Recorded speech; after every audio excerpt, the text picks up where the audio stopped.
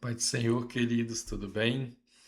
Hoje nós vamos falar sobre cristofania, que são as aparições de Cristo no Antigo Testamento, para que a gente possa entender, numa visão mais macro da Bíblia, de que Cristo sempre existiu. Para isso, nós vamos contar com um convidado nosso, que é o presbítero Sandro Romão. E espero que você seja abençoado. E não esqueça, só Cristo pode.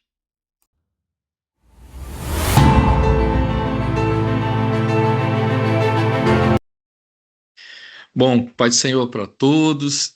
Hoje nós estamos aqui com o nosso convidado, presbítero Sandro Romão, que estará aqui conosco hoje falando sobre as cristofanias, né? Nós falamos isso na semana passada, onde a gente vai trazer hoje 5 textos para que a gente possa discutir, esclarecer sobre o que é cristofania na palavra do Senhor.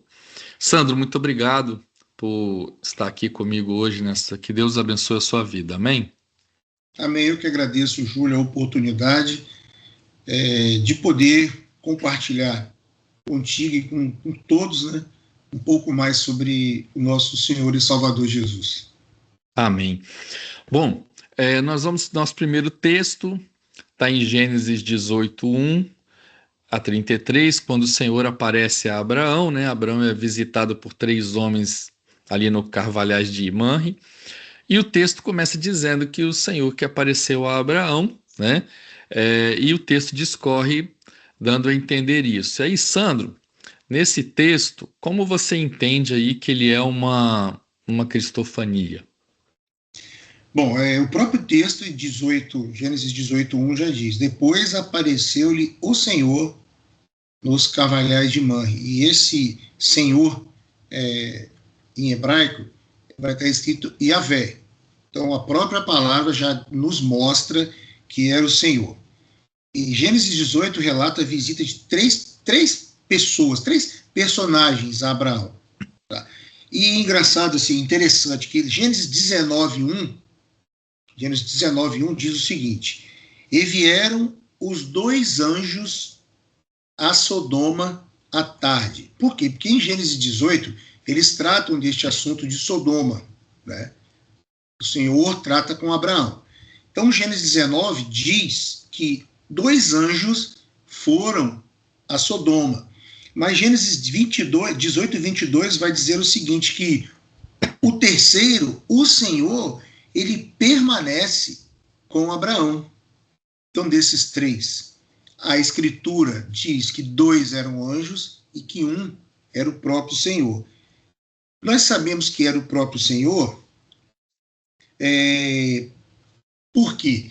Existe um momento nesse diálogo, quando o Senhor ele conversa com Abraão. Primeiro, que quando Abraão se apresenta a eles, que Abraão se dobra, ele aceita a adoração. E nós sabemos que anjos rejeitam a adoração, mas essa terceira pessoa, o Senhor, aceita a adoração. Outra coisa, quando ele vai falar com Abraão sobre a promessa do filho, a Escritura diz que Sara, quando ouve, ela ri, ela duvida. Ela fala: eu já sou velha, meu esposo já é velho. Então, o Senhor que conversava com Abraão, ele diz: por que Sara riu? Mas espera aí, mas ela riu lá dentro da tenda. Por quê? Porque o Senhor, na sua onisciência, ele sabia, ele soube o que se passou no coração de Sara. Então, mais uma prova, mais um elemento, né? Por quê? Porque Deus conhece o coração de Sara. E quando a Sara fala: olha, eu não ri, o diálogo continua. O que o Senhor, no Gênesis 18:14 diz: haveria alguma coisa difícil ao Senhor ou impossível? E nós sabemos que para Deus, não para anjos, não para homens, então para Deus nada é impossível. E mais para finalizar esse texto, quando o Senhor fala em Gênesis 18, 25, não faria justiça o juiz de toda a terra, quando está se referindo já lá a Sodoma, Gomorra. Então, ele se coloca na posição aí de juiz. E o Evangelho de João, no capítulo 5, o verso 22, o próprio Cristo fala: e também o Pai a ninguém julga, mas deu ao Filho todo o juízo. Então, aquele ser que está ali com Abraão, ele se coloca na condição de juiz. Ele diz que para ele nada é impossível, ele é onisciente, ele recebe adoração, e ele diz: olha, o Pai não julga, mas deu, né? João fala, deu ao Filho o papel de juiz, e aquele ser se apresenta como justo juiz. Então nós temos a certeza que é uma cristofania nesse texto. Amém. Muito bom. Indo agora ainda no livro de Gênesis, no capítulo 32, no 24 ao 30, texto conhecidíssimo, quando Jacó luta, né? Inclusive, uns falam, lutou com anjo, outro lutou com Deus, mas o texto, ele diz que Jacó declara, né, que eu vi Deus face a face e salvou a minha vida. E aí, como é que a gente enxerga uma cristofania nesse texto? Então, o texto fala, Jacó, porém, ficou só, e lutou com ele um varão, até que a alva subia. Gênesis 32, 24. Então, a princípio, a palavra fala de um varão, né? Mas por quê? Porque ele apareceu ali em forma humana, tá? Em forma humana. Esse varão que luta com Jacó, ele demonstra um poder sobrenatural. Por quê? Porque um simples toque deste homem, ele muda para sempre a vida de Jacó. Um simples toque foi suficiente para deslocar a articulação de Jacó. Então, algo sobrenatural aconteceu naquela batalha. Veja bem, Júlio, Deus não quis vencer. Porque se Deus quisesse vencer, bastava um sopro. Ele pelejou com Jacó para que Jacó tivesse uma experiência. Não sei se fica claro para os irmãos, porque se Deus quisesse, ele soprava, acabou Jacó. Mas quem ganhou nesta batalha foi o Jacó, porque ele teve a sua vida transformada. E outra coisa que vai nos mostrar que era Cristo, o Senhor. O que Jacó diz para este varão? Não te deixarei ir se não me abençoares. Irmãos, quem abençoa é o Senhor. Anjo não abençoa. Ninguém abençoa o homem. Quem abençoa o homem é o Senhor. Anjos são mensageiros. Anjos trazem a bênção, mas a bênção é proveniente do trono. A bênção vem de Deus. Outra coisa, ele muda o nome de Jacó. Ele tinha autoridade para mudar o nome de Jacó. Agora não é mais Jacó, tá? Agora você é Israel. Tá? Aí as pessoas fazem até uma confusão, né? Porque você lutou contra Deus e prevaleceu. Não, irmãos, ninguém prevalece. Ninguém prevalece contra Deus. Ele lutou com Deus. Tá? Deus permitiu essa batalha. Tá? Pois como príncipe, está aqui, 32, 28. Lutaste com Deus e com os homens e prevaleceste. O prevalecer aí não é que você ganhou, você ainda continua de pé, mas foi uma permissão do Senhor. E assim, o que sacramenta, Gênesis 32, 30. E chamou Jacó o nome daquele lugar de Peniel, porque dizia, tenho visto a Deus face a face e a minha alma foi salva. Pronto, foi mais uma vez uma cristofania. Presença de Cristo ali no Antigo Testamento. Inclusive tem até louvor que fala de anjo, né? De Jacó com anjo, mas realmente é um equívoco, né? Amém, é isso aí mesmo. Em Josué, seguindo lá Josué 13, 15, que ele tem um diálogo com, né? Ele encontra um homem com uma espada desembainhada e ele fala, né? Se era um dos nossos ou inimigo, e ele responde, não, eu venho como príncipe do exército do Senhor. E aí? Esse texto é maravilhoso, né? Porque eu fico pensando assim, Josué, quando viu aquele homem, ele pensou assim, ele pensou, bom, ou ele vai lutar comigo, ou ele vai lutar contra mim. Então ele fala, e a resposta do ser foi o seguinte, Josué 5,14, sou príncipe do exército do Senhor. Então aquela resposta, ela penetrou no coração de Josué. Josué entendeu uma coisa, ele não veio contra mim, mas ele veio para me liderar. Quem lutaria com aquele homem seria Josué. Ele também não veio na função de ser igual ou inferior a Josué. Ele já se apresenta como príncipe do exército do Senhor.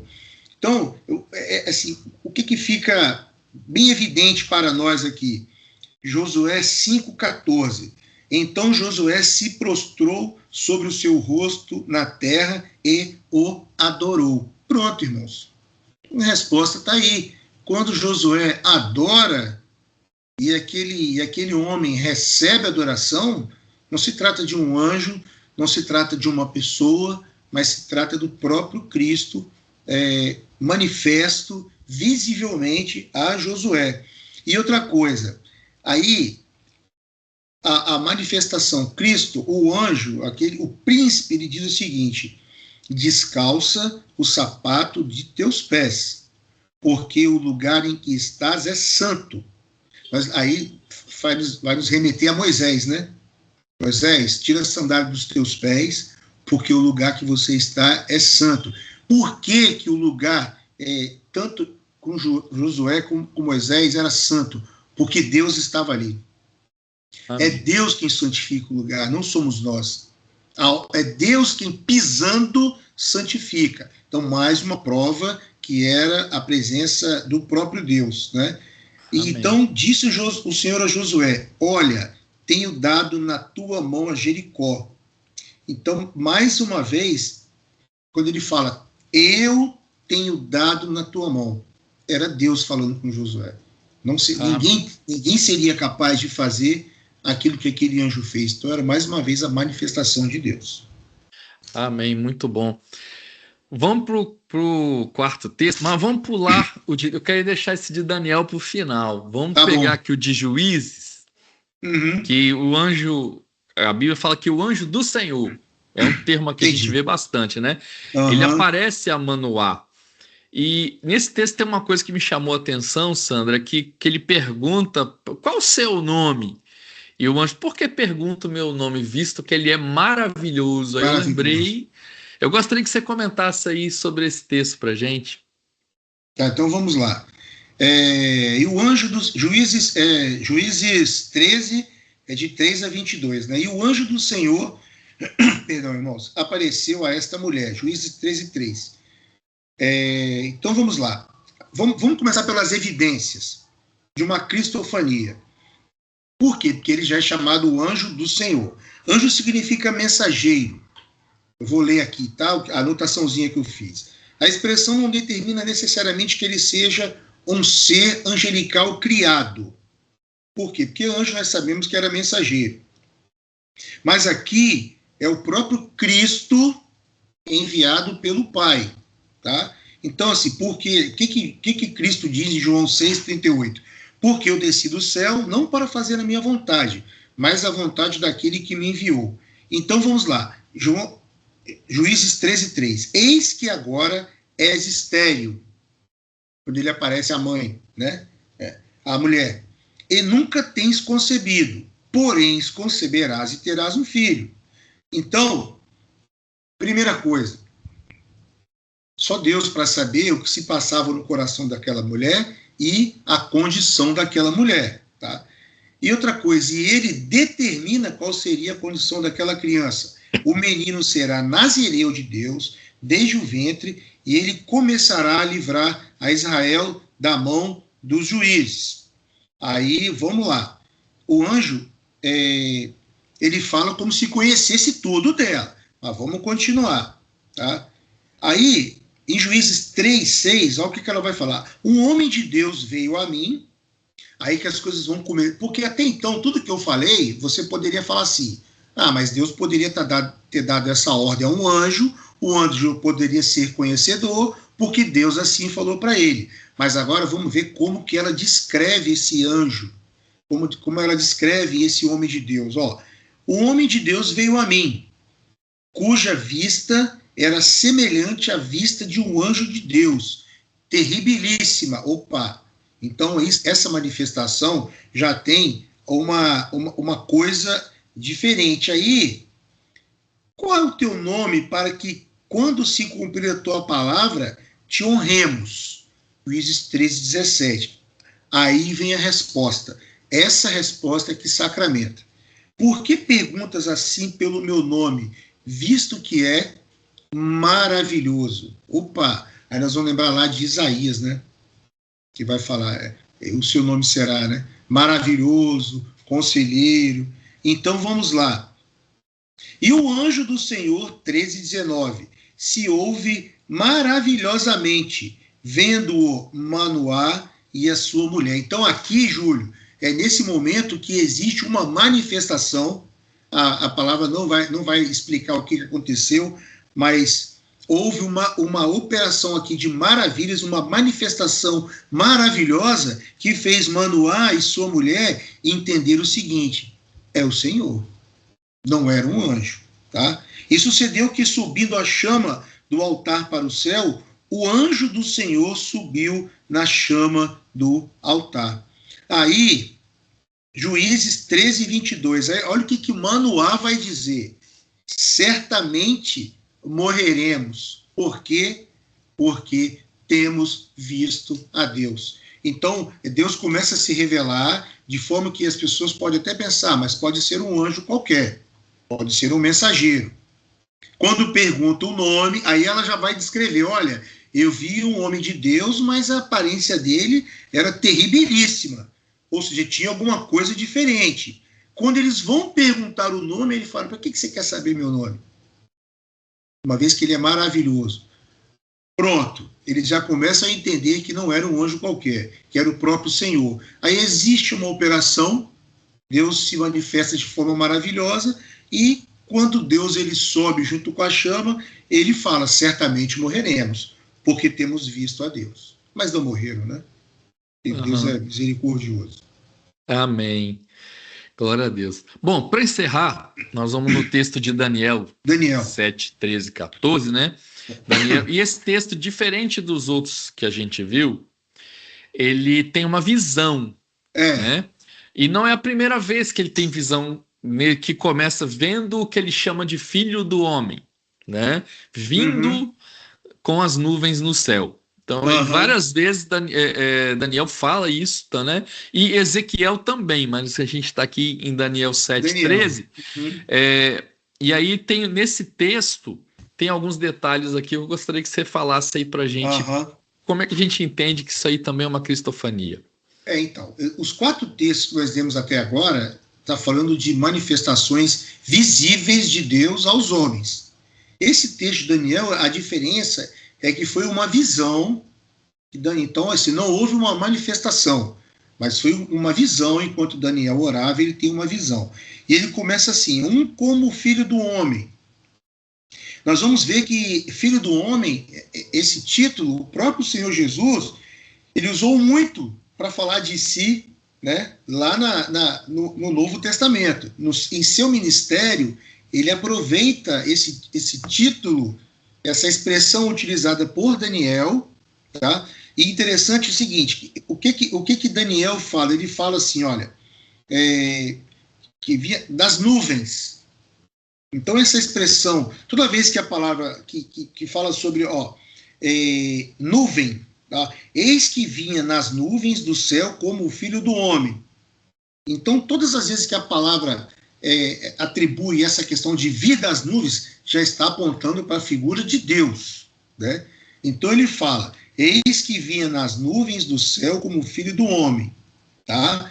Então vamos lá, Jesus utiliza desse título que Daniel fala. Então, só do próprio Senhor Jesus atribuir a si próprio um título onde Daniel, né, tem uma visão e associa a essa visão ao próprio Deus, pronto. Então a gente já entende aí que essa visão de Daniel está falando do próprio Cristo. Mas vamos continuar. Então, ele vem nas nuvens. E a visão continua e fala o seguinte, que este filho do homem, Eu queria só ler aqui para os irmãos alguns textos que vão falar sobre essa questão das nuvens, né? Eis que o Senhor vem cavalgando numa nuvem ligeira. Isaías 19:1. Salmo 104:3 fala o seguinte: faz das nuvens, quem faz das nuvens? O Senhor, o seu carro. Então, o Filho do Homem possui aparência humana, na visão de Daniel, mas ele vem com as nuvens, participando da majestade e da glória divina. Aí, na visão de Daniel, isso aqui é muito interessante, o Júlio, e dirigiu-se ao ancião de dias e o fizeram chegar até ele. Olha que interessante. O Filho do Homem não é a mesma pessoa do ancião de dias. O Filho do Homem, ele vai ao encontro do ancião de dias, tá? E o que acontece? O que fica claro para nós aí? Que são duas pessoas distintas. Sim. Tá? Então, Pai, o Filho, ainda tem o Espírito Santo. Então, o que acontece aqui? Eu queria ver aqui, ó. E Daniel 7,14, aí aqui é maravilhoso. O ancião de dias, o Filho do Homem se encontram e foi dado a quem? Ao Filho do Homem. O quê? O domínio e a honra e o reino para que todos os povos, nações e línguas o servissem. Glória a Deus, olha que maravilha. Beleza, então, aí já fecha, uma benção, né? Não é? Ó, o Filho do Homem nas nuvens encontra o ancião de dias, o ancião passa para o Filho do Homem, o Pai passa para o Filho. O domínio, amém, a honra, o reino, para que todos os povos, nações e línguas o servissem. Então, Daniel, o 7,14 continua: o seu domínio é um domínio eterno, que não passará, e o seu reino, o único que não será destruído. Pronto.